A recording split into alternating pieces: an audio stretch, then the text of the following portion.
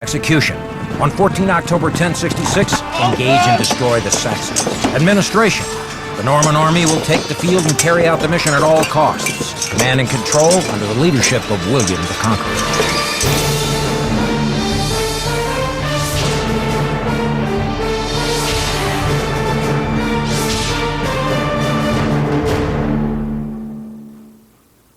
Welcome to Conquerors. I'm Captain Dale Dye.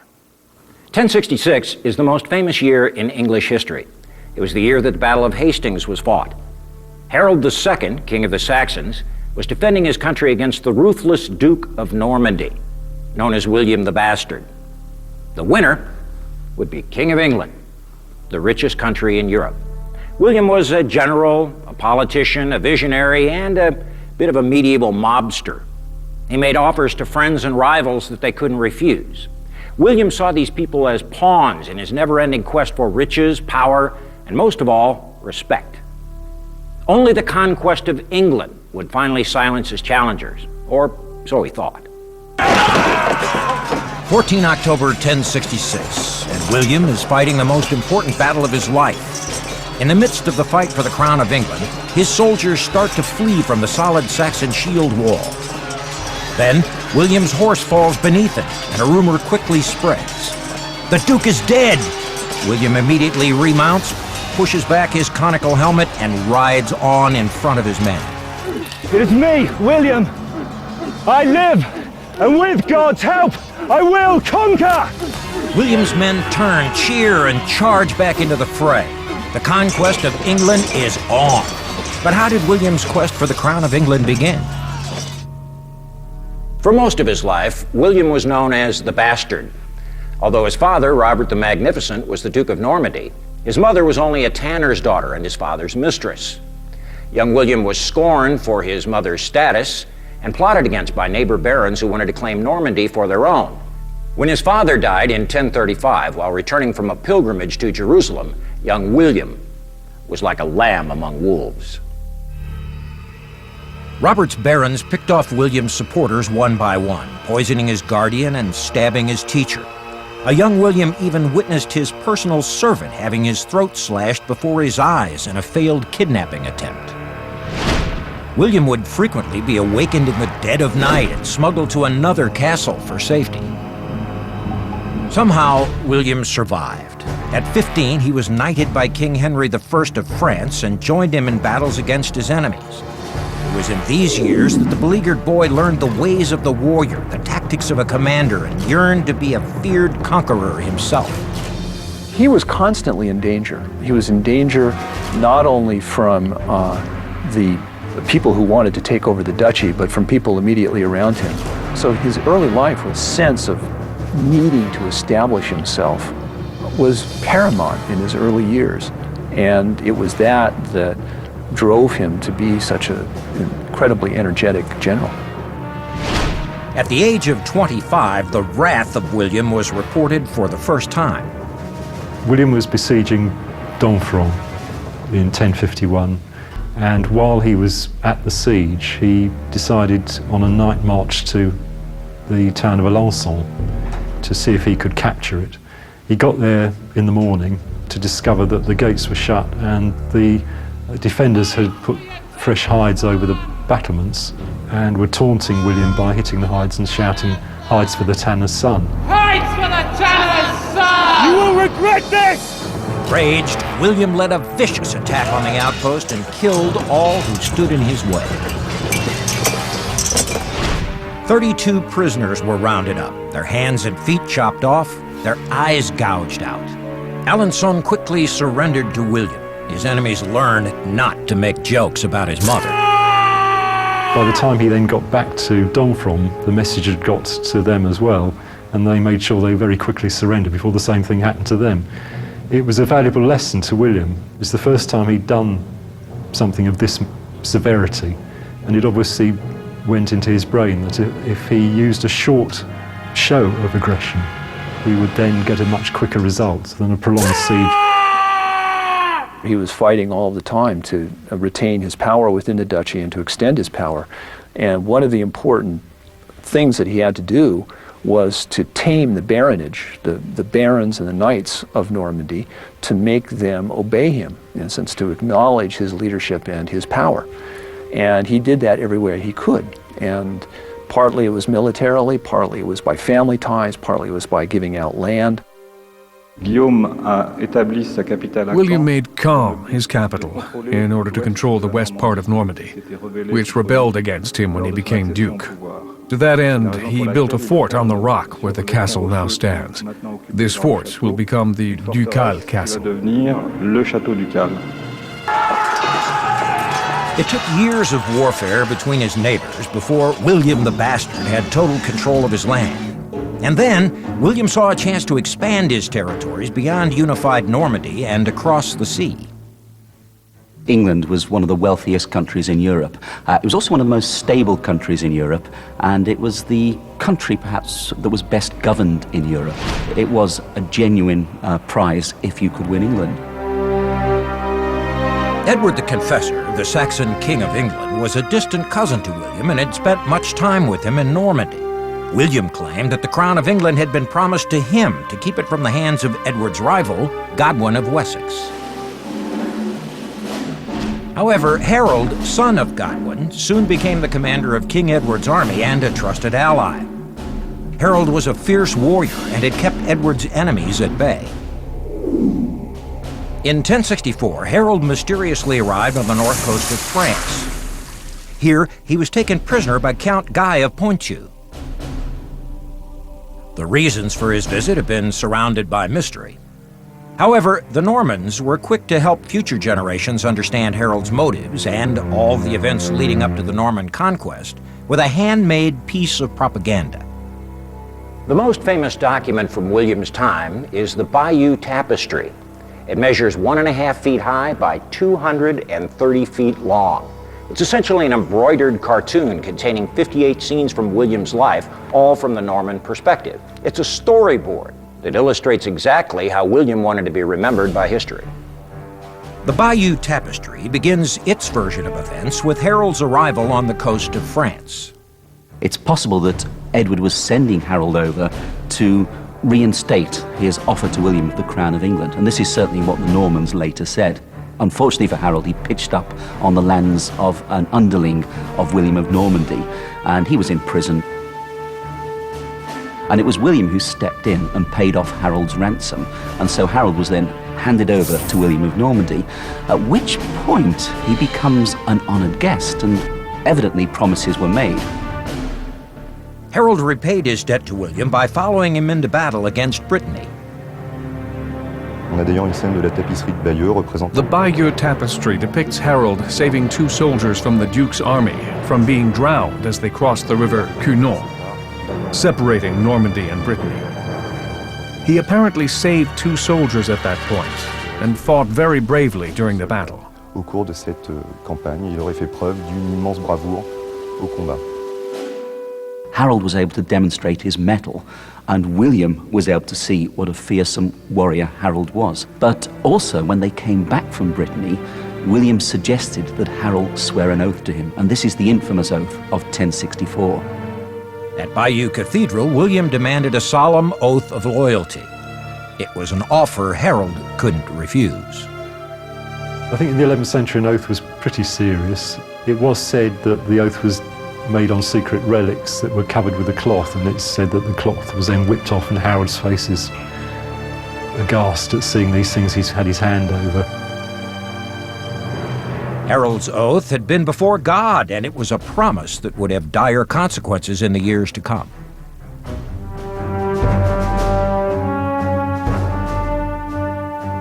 Harold left Normandy and soon forgot about his alliance with William. He immediately started lining himself up for the throne. First, he exiled his younger brother Tostig. You leave me no choice. Take him away. You insult me. And then he gained the loyalty of the king's elite fighting force, known as the Huscarls. Then, on 5 January 1066, Edward the Confessor, the Saxon King of England, died. You had by his bedside the Archbishop of Canterbury, you had Harold by the bedside, and at one point it seems that Edward might have reached out and touched Harold's hand, and this was seen as making him effectively his successor. This may have been a reward for defeating Edward's enemies in battle. With no royal blood in his veins, Harold feared rival claims to the throne. He wasted no time and made the governing council of England crown him as king. The stage was set for war. William felt cheated and betrayed, not just by Edward, but also by Harold, a man he considered a sworn ally. 2 years after his oath to William, and just 3 months after he was crowned king, long-haired star raced across the sky. Later it became known as Halley's Comet. It was seen as a bad omen for Harold and caused panic among his Anglo-Saxon people. To William, it was the divine signal he'd been looking for. Now was the time to strike. Now was the time to conquer England. On 6 January 1066, Harold Godwinson claimed the throne of England for himself, breaking his holy oath of loyalty to Duke William of Normandy. When William received news that Harold had been crowned King of England, he was apparently setting out on a hunting expedition, and his response was to abandon the hunt, slink back to his palace, and sink into a sullen sulk. And he stayed silent for several hours. And then he came round, and one of his first actions was to summon a council of the great Norman nobles and outline his basic plans for an invasion of England. In 1066, William was the most powerful man in the French kingdom, and he was fully aware of his power. He had the ability to gather more soldiers and build a bigger fleet than anyone in the region. Each Norman man was required to do 40 days of military service under William and provide their own weapons and armor. However, William was rich enough to recruit mercenaries and noblemen from other regions. They would be rewarded with a share of the lands and loot once the battle was won. At the port of Dives-sur-Mer, the Normans built about 700 ships, enough to carry 8,000 men and 3,000 war horses for William's invasion of England. However, building an alliance would not be so easy. The counts of northern Europe saw fighting the fearsome Harold on his home turf as a huge gamble. William's next move was a stroke of genius. He went over Harold's head and appealed directly to the Pope, and managed to secure a papal blessing for his mission. It turned his invasion into a crusade. The importance of this papal blessing cannot be overstated. Pope Alexander II was more than happy to send in William to destroy Harold's family, who had kicked out the lawful Archbishop of Canterbury. Now, the Vatican saw their chance to once again take control of the English Church. Now the nobles who were against invasion could rally to his flag because they were going on a holy war. And it also psychologically made the Normans God's elect. So it made it very difficult for any other rulers in Europe to come to Harold's assistance. The stage was set for war between the two most feared commanders in Europe. Both armies shared much of the same equipment and weapons. Each dressed in mail armor, carried wooden shields covered in leather, and sported conical helmets with nose guards. However, their main weaponry and tactics were from different schools of thought. The typical Anglo-Saxon of 1066 wore his hair long and sported a mustache. But these were no peace-loving hippies. They were more like the Hells Angels of Europe. Their weapons and tactics represented the old school of Scandinavian warfare. Harold had a private body of warriors known as the Huscarls. While they normally rode to battle, they would dismount and fight on foot. They were extremely well-disciplined and absolutely fearless. They were Harold's Marine Corps. The weapon of choice was a two-handed battle axe, a massive, powerful weapon with a 4-foot handle and a 12-inch steel blade. Now, this could be used in a number of ways. It could be used to immobilize a Norman shield, to hook that defensive shield out of the way and move in for a killing blow, or to reach in and hamstring the Norman so that the kill shot could be delivered when he was on the ground. The remainder of Harold's army was composed of the Fyrd, his reserve soldiers. 1 in 5 countrymen were called up to do battle. The remaining 4 provided a variety of weapons, and one of the most popular was this fighting spear. Had an 8-inch blade and these distinctive wings on either side of the blade, and that was the key to its effectiveness in combat. The spear could be used to hook a shield and get it out of the way so that a kill shot could be delivered directly into his torso. The spear could also be thrown at an effective distance of about 30 feet. Another projectile weapon used by the Fyrd was this 4-inch axe, one-handed axe, the same sort of tool that was used back on their farms. This could be thrown and effectively buried in the center chest of an opponent. There weren't many archers in the Saxon army, but there were a number of very good slingers. This biblical weapon, when used by a good slinger, could fire up to 6 small stones a minute. Now, that's not exactly a machine gun, but it can be deadly if one of these stones hits you in the head. If Harold's Saxons were the Hell's Angels, then William's Normans were the skinheads. They shaved the back, sides, and top of their heads, leaving only a tuft of hair at the front. They'd be clean-shaven, which gave them a look more closely associated with the military of today. The Normans had an edge on modern weapons and tactics. They rode mighty war horses, and that made the mounted Norman knight the tank of the 11th century battlefield. The horses were weapons in and of themselves. They were taught to stomp and crush anyone that resisted the charge. And the Normans possessed another piece of modern technology, the stirrup. The stirrup gave the cavalryman the opportunity to ride standing up. Thus he could put the whole weight of his body behind each stroke with the sword or each thrust with the 8-foot cavalry lance. William also hired mercenaries from Brittany and Flanders who were skilled in shortbow archery, the slingshot, and even the crossbow, a weapon not yet used in England. William believed in a combined arms approach to warfare. First, he'd soften up an enemy with barrages of arrows and stones and spears and bolts, and then he'd send in the mounted knights to mow down any remaining opposition. In July 1066, Harold prepared his troops on the south coast of England. His army of 10,000 men waited and waited, but William never came. The Duke was waiting for the winds to change so his ships could reach England safely. The king then made a crucial decision. After waiting for William the whole summer, he let his men go back to their farms and harvest their crops. What he didn't know was that he would now be facing a war on 2 fronts. In early September 1066, Harold's exiled brother Tostig returned seeking vengeance. Together with the feared king of Norway, Harald Hardrada, he landed with thousands of Viking warriors intent on conquering England for himself. Harold scrambled to reform his army and marched north. Commencing 20 September, Harold and his men marched 190 miles in only 5 days. They immediately took care of the would-be conquerors.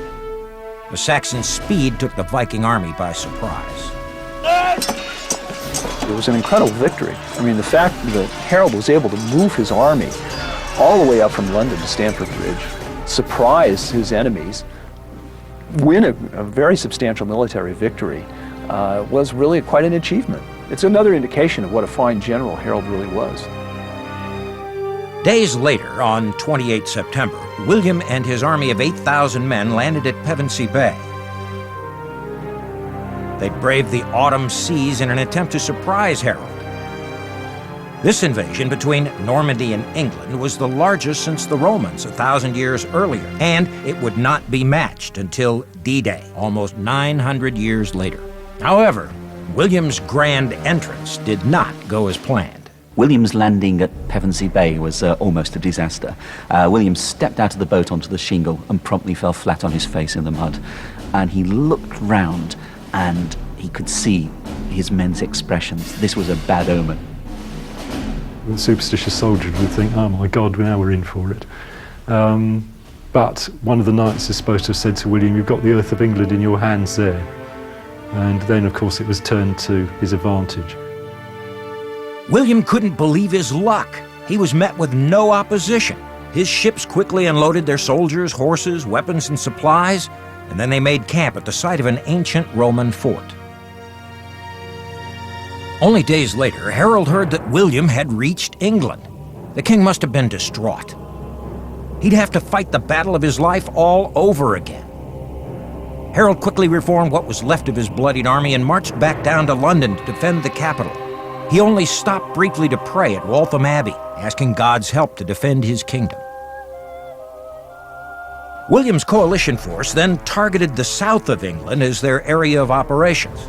They raped, burned, and killed all that opposed them in order to provoke Harold into meeting them in open warfare. At Hastings, William made camp knowing that an outright attack on the capital would be foolhardy. He sent spies to find out where the Saxon army was hiding. Meanwhile, Harold was back in London raising a new army when he heard of the devastation in the south. Against his advisors' wishes, Harold personally led 8,000 veterans another 100 miles south to a ridge outside of Hastings called St. Lache. It would later be known as Senlac, meaning Blood Lake. Speed and surprise had won the day at Stamford Bridge. Maybe this tactic would work again. Harold lined his men up at the top of a slope, giving him a tactical advantage. He then ordered his Saxons to create a wall of shields along the ridge, blocking William's way to London. Because the hill is actually shaped a bit like a hammer with the shaft running back towards the woods at the back. It seems to have been quite steep and choked with brushwood and bushes and such, and it was only the front which had a more gentle slope, which was actually available for the Normans to come up. Would Harold's shield wall be able to withstand the Normans' combined weaponry? Would William risk his prized knights in an uphill frontal charge? With Harold's northern reinforcements marching to meet him, William had to strike now to win. As dawn broke on Saturday, 14 October 1066, Duke William of Normandy led 8,000 soldiers to Black Horse Hill near Hastings, England. Here, his soldiers put on their armor. However, as William put on his hauberk, a coat of chain mail like this one, he put it on back to front. His soldiers gasped at such a bad omen. Thinking quickly, William reversed the hauberk and declared, "Today, I change from a duke to a king." William was not only a great general, he was a master of spin. With the papal banner flapping in the wind, William told his men that this crusade could only end in victory or death. There was no escape plan. There would be no mercy from the axe-wielding Saxons. He then produced the sacred relics that Harold had sworn his infamous oath on to prove that God was on their side. The Normans marched to the bottom of a steep slope where they saw a Saxon shield wall 800 yards long blocking their way. Harold's best line of defense was the mighty shield wall. His men stood shoulder to shoulder with their shields interlocked. It was strong enough to resist a barrage of enemy arrows, or it could resist attacks by enemy infantry.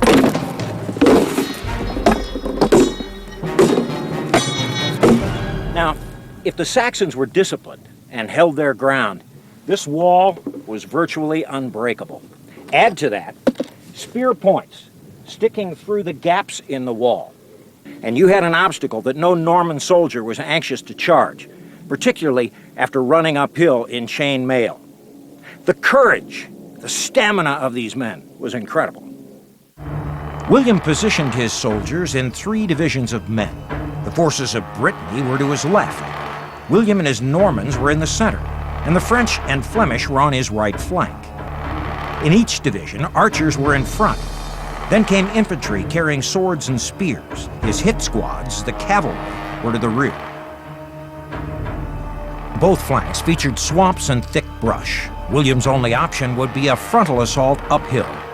The Saxon shield wall was less than 200 yards from his front line, and his target, King Harold, was only 300 yards away, protected by his private bodyguards, the Huscarls.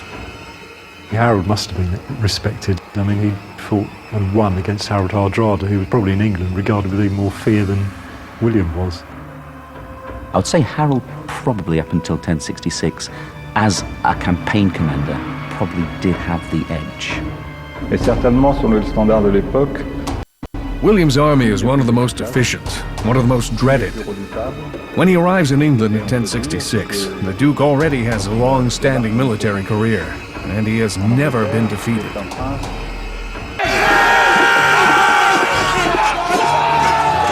At 0900, the Battle of Hastings began, the sound of chanting soldiers and banging shields.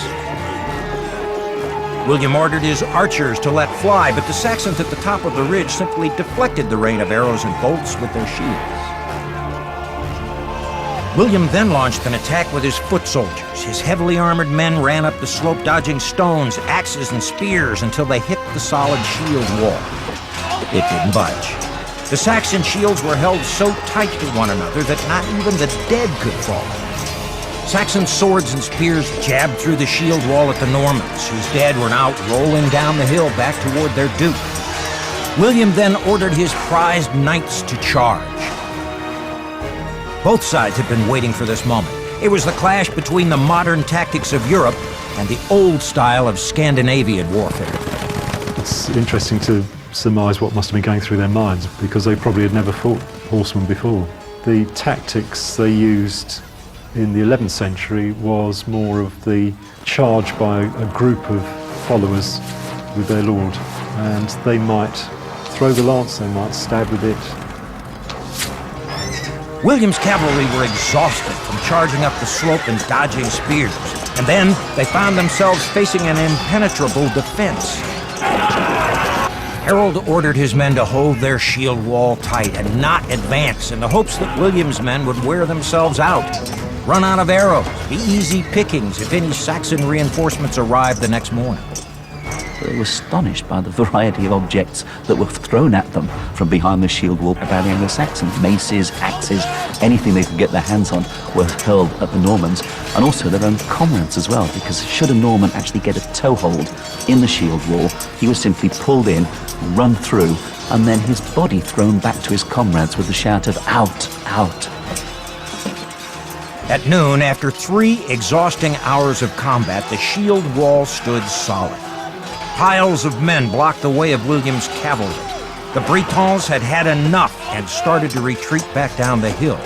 This dangerously exposed William's left flank, and that caused panic among the Normans, who immediately fled. Against Harold's strict orders, several hundred Saxons broke their line and charged down after their enemy in search of glory. Suddenly, a rumor spread. William had been slain. The Normans had witnessed his horse fall beneath them, and they began to sense that they too might be finished. William quickly found another horse, remounted, rode up, and pushed back his helmet to show his men that he was very much alive. Men of Normandy, it is me, William. I live, and with God's help, I will conquer! He then led a group of knights across the field to cut down the advancing Saxons.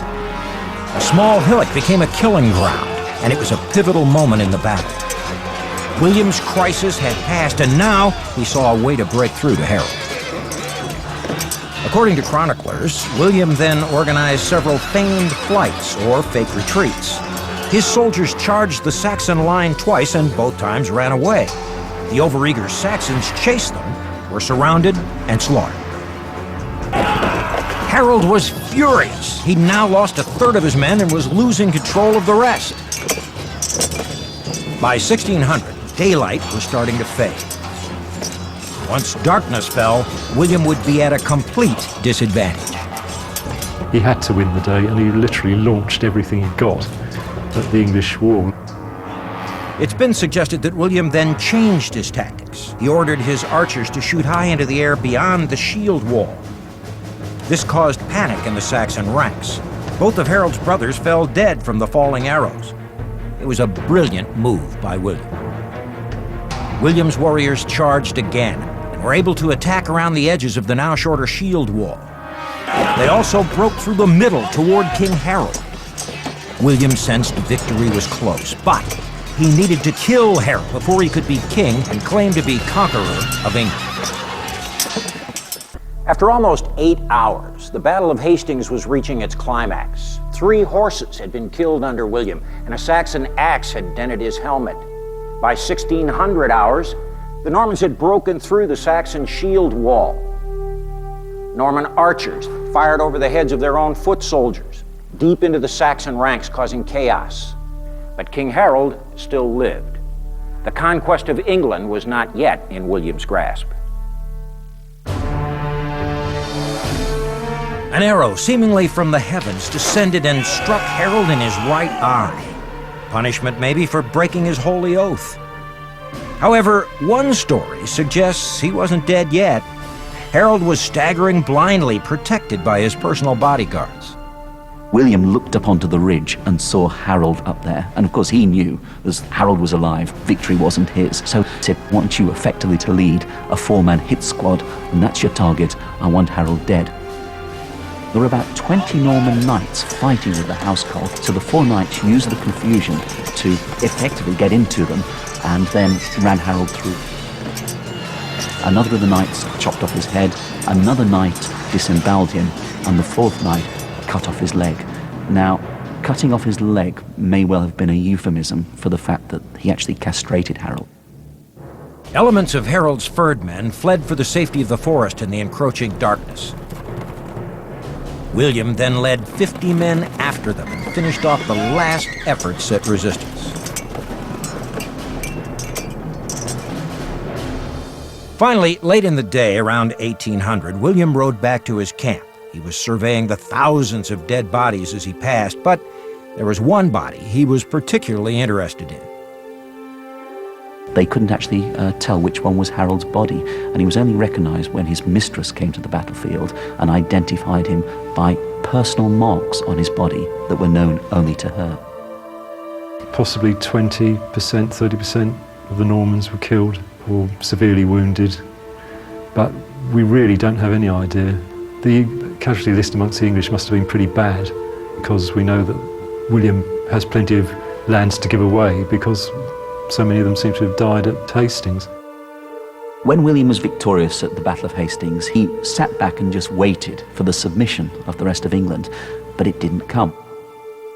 So on October the 20th, the Norman army was on the march again. And he then took a long circular route to get to London in order to harry the countryside, to make sure that people understood that the army was on the way, and to sow some confusion in his enemies. William's army marched through the great cities of the South. Dover, Canterbury, and Winchester each submitted as William arrived. He then hacked and burnt a path north, destroying the villages and crops. Now, his armies threatened the capital. William's strategy worked. London was now surrounded by a trail of devastation. Its leaders decided enough was enough. Eldred, the Archbishop of York, came out of London to meet with William and his army. There, Eldred begged him to accept the crown of England. On Christmas Day, 1066, William was crowned King of England in Westminster Abbey. Great cheers inside the abbey led knights outside to believe a revolt was taking place. And their reaction is fascinating. They didn't rush into the abbey to defend their king. They effectively went from the abbey and started burning down the Saxon houses and killing Saxons around the abbey. So here's the king who's waded through a river of blood to become King of England, and his coronation's marked by flames licking around Westminster Abbey as the crown's placed on his head. William quickly replaced the English earls with his own Norman barons, payment for their services at the Battle of Hastings. England's new landlords spoke a different language, had different haircuts, customs, and new ideas in architecture and commerce. He also installed his bishops as the head of the country's church. He didn't destroy the Anglo-Saxon government. He adopted all of the institutions and all of the territorial arrangements that the Anglo-Saxons had established, and then used it on his behalf and on behalf of his aristocracy to run the country and to extract wealth out of the country. After William's victory in 1066, he brought various loyal Saxon noblemen back with him to Normandy. People at the court of Caen were surprised at the way their former enemies looked. Des nobles saxons.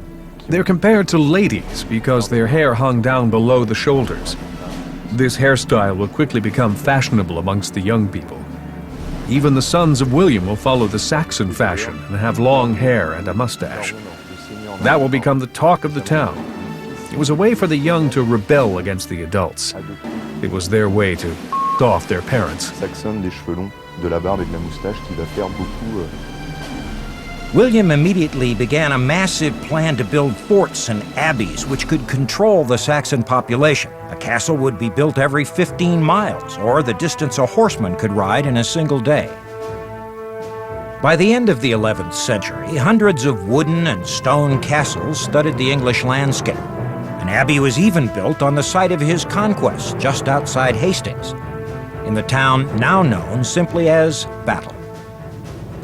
One of the first things that William did when he was offered the crown of England was send soldiers on ahead and on a mound outside to the eastern side of the city of London. He built, well, first of all, a wooden tower, but it was that tower that effectively then became the Tower of London that we know today.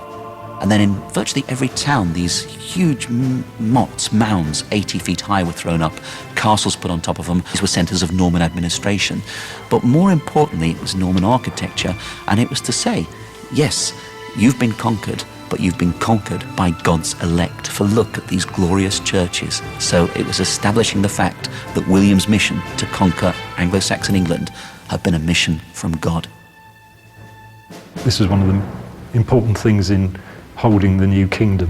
When William went to quell revolts, he put castles in towns as he went, and they're still there to this day. However, by 1069, William was facing a rebellion in the north. In the city of Durham, 900 Normans were killed in a revolt led by English rebels. William once again put on his helmet and led a force north to quash the rebellion. During his march through the northern counties, William ordered the annihilation of everything in sight. Every man, woman, and child was butchered. Every village was set ablaze. All animals, livestock, farming equipment, all destroyed. His ravaging of the north was so complete that 10% of the English population was exterminated. Plague spread throughout the north. No one was even alive to bury the dead. The effects of William's tactics in Yorkshire lasted for 60 years. But soon, William's battles and buildings led him into financial trouble. William needed to find out exactly what resources he now had. The English feared for what little possessions they had left. The word spread from village to village. Doomsday was approaching.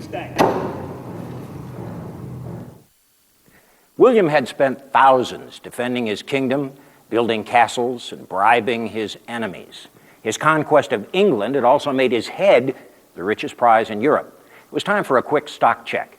He ordered a survey of all of the assets in England that could be taxed to fund his forces. That survey became known as the Doomsday Book. 20 years after the conquest, royal commissioners were sent to all 13,418 settlements. They recorded who owned what before the conquest, after it, and now in the spring of 1086. It was said there was no single hide, nor a yard of land, nor indeed one ox, nor one cow, nor one pig, which was left out. It also grimly illustrated the extent of William's rampages and atrocities throughout the country. The Doomsday Book speaks of depopulated villages and whole swathes of land which, before the harrying, had been fertile, were now completely laid waste. And it set the economy of the north back by a good 80 years. But from William's point of view, what it did was stamp out further resistance. The survey was done with incredible speed. In only 6 months, the country's assets had all been accounted for. William used the information in the Doomsday Book to set new taxes and strengthen his financial position. It is a hugely impressive document, and for historians, it's something that you can't equal across the Channel. It's very unique to us and tells us a huge amount about what was going on in England at the time. In his old age, William had a new problem to worry about: his weight. fact that he was so fat became a bit of a joke, and he was often teased about it. In fact, many people said that he looked laid in, which meant he looked pregnant. So William seems to have decided that he should do something about it, and was on the way to the equivalent of an 11th century health farm when he decided he'd exact a little bit of retribution for a French invasion. In July 1087, William burned down the town of Mantes on the border of France. However, while riding through the fires, his horse violently stopped to dodge burning embers. William was thrown against the pommel of his saddle, which ruptured his intestines. This internal bleeding led to peritonitis. For the next 6 weeks, pus slowly filled up his intestines as he lay dying in agony. On his deathbed, William divided his kingdom among his sons. Robert was granted Normandy, and England was left to William Rufus. It was reported that on his deathbed, William was quite remorseful about the conquest that he's undertaken and about his life of war. He looked back over his life, realized that he had been at war all his life, that he'd been fighting all his life, and that he had caused a great deal of bloodshed and misery. The king is reported to have made a last confession, seemingly regretful of his conquest, saying, "May God forgive me, for I have taken that which was not mine. I am stained with the rivers of blood I have shed." On 9 September 1087, the great bell of Saint-Gervais tolled to mark the passing of King William I. He was 60 years old. Those in attendance grabbed all the gold, weapons, linens, furniture, and clothes and cleaned out his castle, leaving the once feared conqueror stripped, naked and alone. A single sympathetic knight took William's body to St. Etienne's church in Caen for a royal funeral. Due to his peritonitis, his body had bloated out of proportion. During the funeral, a small fire broke out. This caused panic in the church. Temperature rose, and that, combined with the king's pus-filled bowels, caused his body to explode when it was forced into a small stone sarcophagus. Pus flew everywhere and covered the walls. Stench was so foul that we're told even the incense would not drown it out. And here's this great man who's ended his life naked on the floor. Now at his funeral, his corpse has exploded. There's a stench filling the air, and many of the mourners ran for the door, clasping their hands over their noses. It was a dishonorable end for the most powerful man in Europe. Today, only this gravestone at the Church of St. Etienne in Caen marks the final resting place of this son of Normandy. According to a local legend, the remains of King Harold II, whom William killed at the Battle of Hastings, were brought to Waltham Abbey just outside of London.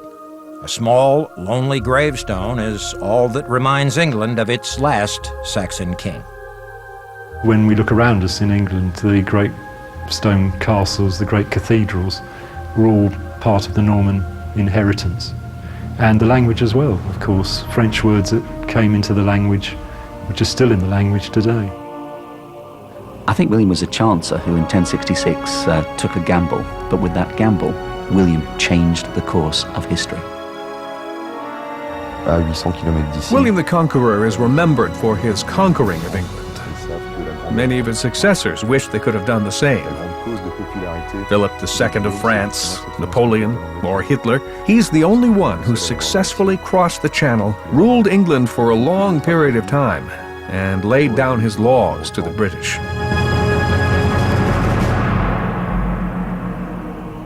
William's daring invasion and strict rule wiped out many of the divisions among the English people. Instead of being loyal to a local lord, they were loyal to one king who had total control of the land.